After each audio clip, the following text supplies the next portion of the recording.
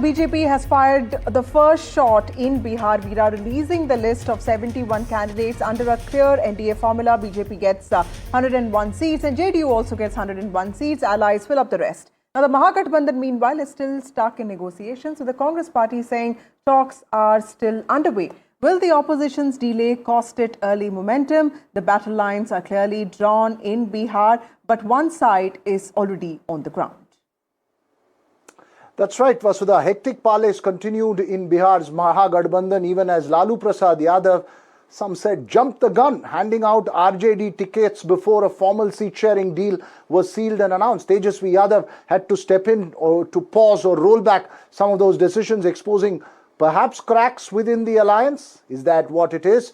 That has created a lot of unrest. Can the opposition find unity and clarity, or at least send the optics of it categorically? There's tension, remember, Vasudha, even within the NDA camp, with Jitin Ram Manjhi and Upendra Kushwaha making statements that show their resentment. But Vasudha, the BJP has released its first list of candidates. What's your big takeaway from all of that? Well, Veera, it's true that many of the allies of the NDA don't seem very happy with the windfall of 29 seats that have gone to Chirag Paswan. Nitish Kumar and JDU leaders haven't spoken much. In fact, Lalan Singh just spoke out, while Upendra Kushwaha has written an apology note to his supporters. When it comes to the BJP's first list, the focus seems to be on social and caste outreach, with 50% of the seats going to EBCs, OBCs, SC candidates and women. There are 9 women in this list. Women are extremely crucial to NDA, the campaign that's centered around Nitish Kumar. 2 young faces, Ratnesh Kushwaha and Sanjay Gupta from the OBC community, have also been accommodated, replacing seasoned leaders, including the Speaker, Nand Kishore Yadav. Remember, this is a state that has seen many protests over jobs and paper leaks by young people. But heavyweights like Samrat Chaudhary, who's the Deputy Chief Minister, Mangal Pandey, also Senior Minister, Vijay Kumar Sinha, also a Deputy Chief Minister, have all been included, signalling that the party has a lot of confidence in proven leaders. But will the NDA's approach work this time, or will it be dented by allies not being happy? That's what we discuss in the course of the next few minutes. We are joined by Kuntal Krishna, who's the spokesperson of the BJP. We have Ashpreet Kadial, who's the spokesperson of the Congress party. We have Sanjeev Sharma as well, senior journalist. Thank you all of you for joining me on this broadcast. Kuntal Krishna, to you first. Sir, I understand, like I was part of, I did cover the CC meeting that happened. There was this whole showcasing of unity that happened. It took some time for you to come out with the list, but clearly Mr. Manjhi is not happy, Upendra Kushwaha is not happy, and everybody is asking this question: how did Chirag Paswan get so many seats? What was the agenda behind this kind of seat sharing?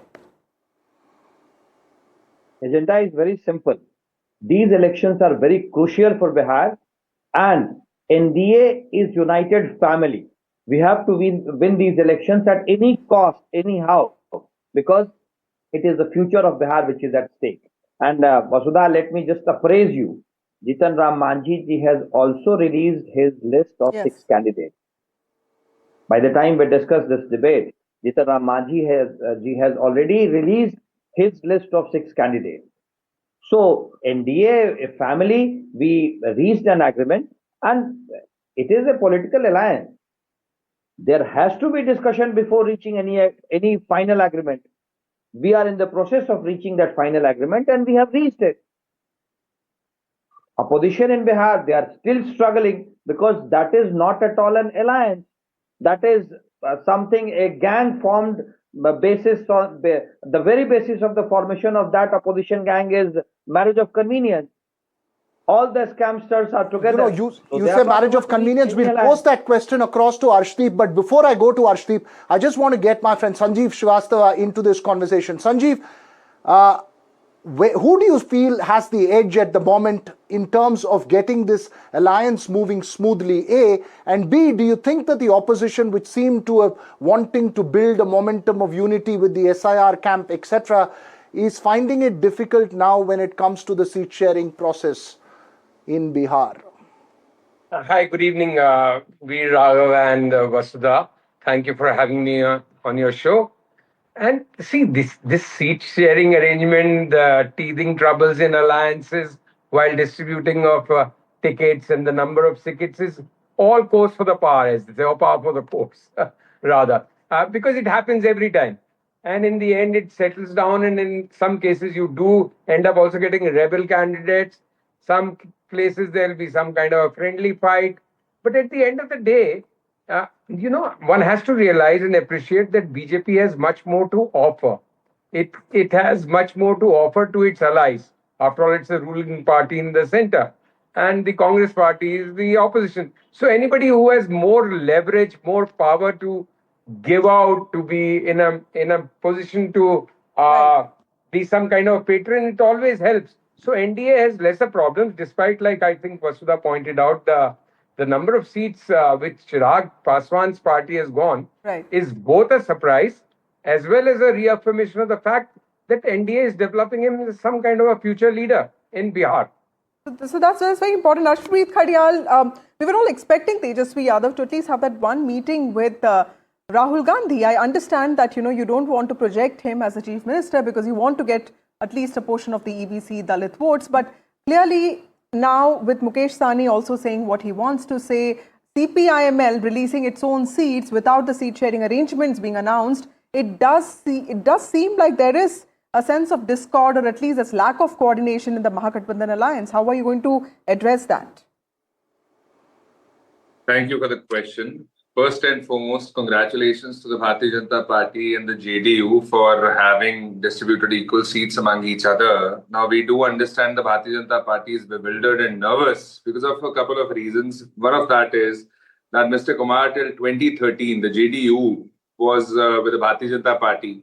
In 2013, Mr. Kumar broke away from the Bharatiya Janata Party because Mr. Modi was chosen as the PM candidate. And after that, in 2015, he joined hands with the Congress party. In 2017, he then joined hands with the Bharatiya Janata Party. In 2022, made another U-turn, joined hands with the Congress party, then made another U-turn, joined hands with the Bharatiya Janata Party in 2024. So given all these flip-flops, U-turns, etc., the Bharatiya Janata Party is worried now that they have distributed half of the seats. Asking you a question, Bihar is where Rahul Gandhi started his vote chori campaign. You guys gave that whole slogan, and then, in some ways he disappeared from the state, and now he was in Chandigarh. And I know that the Chandigarh visit was also very important politically, symbolically. But then the fact that the list is not coming out, seat sharing arrangements have not been announced, and just 3 days to go for the deadline to come in. So clearly, what is the message that the Mahagathbandhan is trying to give out? Let's see, as far as your question's concerned, similar things were said when Himachal elections were to take place, Karnataka elections were to take place, and Telangana elections were to take place. We were being asked, why are you not announcing? Why is it taking time? The Bharatiya Janata Party is already announced. And what was the result after that? The Congress party won with a thumping majority. The Bharatiya Janata Party was ousted, and similar thing is going to happen. Mr. Kumar and the Bharatiya Janata Party's alliance is going to be rejected by the people because nothing has been done on the ground, despite the discrimination that was meted out by the Bharatiya Janata Party, by the NDA to the other states. All the favors it did to the JDU, Mr. Kumar, Bihar, the funds that were given, with regards to the budget, with regards to the floods, with regards to the policies and schemes, no other state got it because the Bharatiya Janata Party's important ally was there in Bihar. But the fact of the matter is, now that the Bharatiya Janata Party has invested so much, and given the history of Mr. Kumar vis-a-vis the U-turns, vis-a-vis the flip-flops, vis-a-vis the changing stands and changing alliances, the Bharatiya Janata Party is on its feet. The Bharatiya Janata Party is worried that now that they have joined. Let's get a response from Mr. Kuntal. How do you see this allegation that the BJP is worried about its own prospects? Vasudha, with all due regards to my friend from Congress, let me make it very clear. We are discussing politics. Bharatiya Janata Party in Bihar is only worried about future of Bihar. We are only worried about promises which we made to the people of Bihar. And we know that our friends in opposition, they do not have anything to lose because they have already lost everything.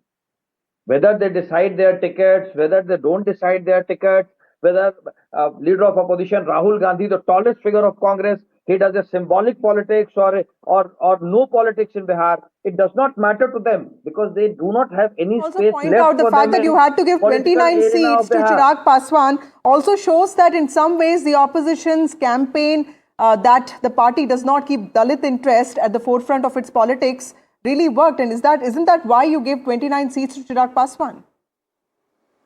Vasudha, Chirag ji is a very important ally. He has got 5 members of parliament. He won 5 members of parliament in the whole alliance. So if our alliance is offering him 29 seats, it is in accordance to the number. He has got 5 people representing 5 Lok Sabha constituencies. Chirag ji, definitely, he has got a good clout, a young face. Apart from being a big Dalit leader, he is also a young icon. So if we are accommodating our allies, you have the seats and you've given it to Chirag Paswan. You say that it's a decision. Sanjeev Srivastava, I'm giving you the last word. What do you think next? I mean, you believe that the Mahagathbandhan is going to be able to get its act together very, very quickly.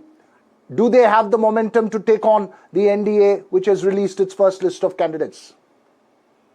Veer, I don't think it really matters in the end. In 3 days, it will be all sorted, and then we'll all be talking about something else and the real issues. But talking about Chirag Paswan, I just want to, if you allow me a point, that, we all talk about how Nitish and Lalu have dominated politics of Bihar for the last 35 years or so, since early 90s. We say that it's either him or that. But also remember Ramvilas Paswan.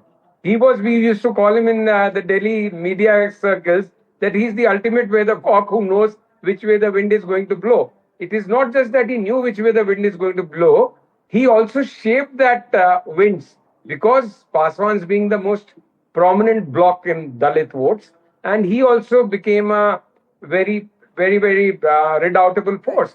It's another thing that he focused in Delhi while Lalu Nitish focused there. It's a very interesting election. At the end of the day. Mr. Sanjeev Srivastava, I liked what you said, that the seat sharing arrangements will be announced and all the seats will come out, and then we'll all be discussing other things, including manifesto promises, something, Veera, that I'm looking forward to. Thank you all of you for joining us on this broadcast.